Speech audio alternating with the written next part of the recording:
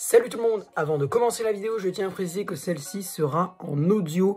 En effet, moi je suis aveugle, donc c'est compliqué de me filmer. Là j'ai réussi, mais je vais pas rester dans cette position 20 ans.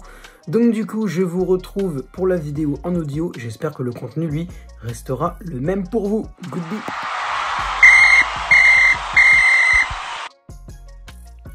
Yo tout le monde, c'est le football à l'aveugle, très content de vous retrouver pour le premier débrief de cette Coupe du Monde. C'est le match France-Australie que j'ai commenté en live avec vous. Je tiens déjà à vous remercier d'avoir été présents s'il y en a qui étaient présents. Et aussi désolé pour les nombreux bugs que j'ai eus.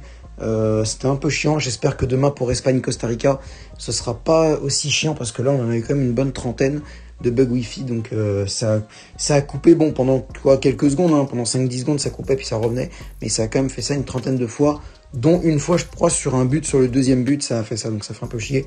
Mais en tout cas c'était quand même un très bon match de la part de l'équipe de France, on va débriefer ça tout de suite.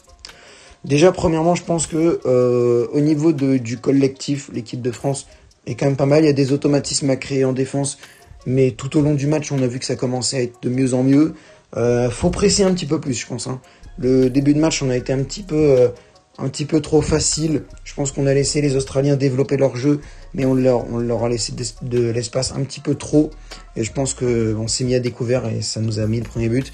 Derrière par contre, ce qu'il y a entre le but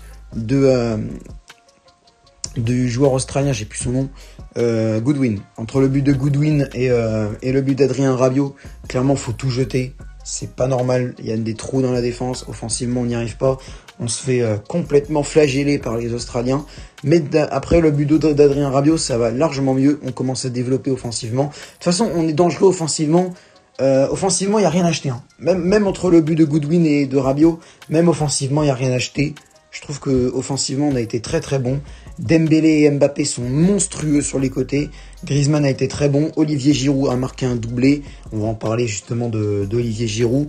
Mais non franchement c'est une superbe attaque qu'on a. En défense ça va franchement, pour aller un petit peu sur les individualités.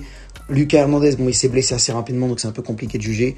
Théo Hernandez, c'est quand même très très chaud. Théo Hernandez, c'est quand même très très chaud. Et je dis pas chaud en mode délicat, compliqué, non. Il est monstrueux. Il est très très bon sur son côté, Théo Hernandez. Benjamin Pavard, j'ai toujours un peu de mal, même si j'avoue que après les buts de Rabiot et Giroud, je vois pas pourquoi on lui cracherait dessus. Mais avant j'ai beaucoup de mal, ouais. Avant j'ai beaucoup de mal. Benjamin Pavard, entre le moment Goodwin et Rabiot, ce moment-là, par contre, il y a beaucoup de choses à analyser sur ce moment-là, mais je pense que Ben Pavard fait vraiment un très mauvais match, enfin un très mauvais moment entre le but australien et l'égalisation d'Adrien Rabiot. Donc ça c'est vraiment acheté pour Benjamin Pavard, mais derrière c'est pas exceptionnel, mais ça va, il n'était pas non plus à déplorer. La charnière centrale, Upamecano Konaté, c'est la jeunesse, et je pense que c'était largement suffisant. Raphaël Varane n'a pas joué le match face à l'Australie, c'est mieux, hein. C'est bien, Raphaël Varane se repose un petit peu. On n'a pas eu Eduardo Camavinga non plus, je pense que les deux s'étaient réfléchis, hein. Pour moi, Varane et Camavinga s'étaient réfléchis, on les a laissés un petit peu au repos pour pouvoir les préserver pour le match de samedi face au Danemark. Parce que France-Danemark, pour moi, ça va être le plus important, c'est le match le plus important du groupe. Et je le commenterai en live, je le commenterai en live samedi à 17h. Au milieu de terrain, il y a eu Aurélien Tchouaméni très bon, Adrien Rabiot très bon aussi et buteur en plus. Et après comme je l'ai dit, hein, Mbappé, Griezmann, Dembélé. Mbappé très très bon avec beaucoup de prises de vitesse de la part d'Mbappé, aussi de Ousmane Dembélé d'ailleurs, beaucoup de percussions de la part des deux. Et je pense que Mbappé aurait pu mettre encore un petit but, hein. Je pense qu'Mbappé il y avait moyen qu'il en mette deux.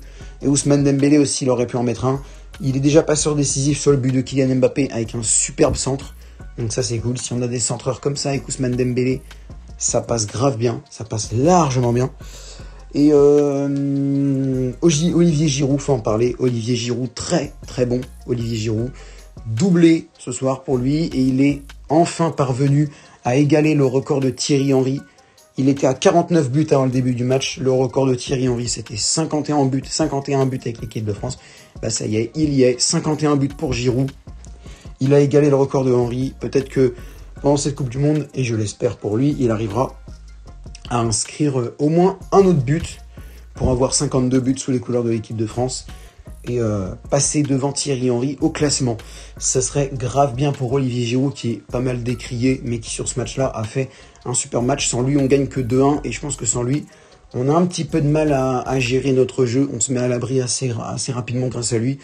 Il n'y a pas beaucoup d'écart entre le but de Rabiot et Giroud.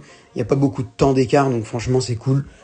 Maintenant ouais faut voir ce que ça va donner face au Danemark et face à la Tunisie qui se sont neutralisés en début d'après-midi.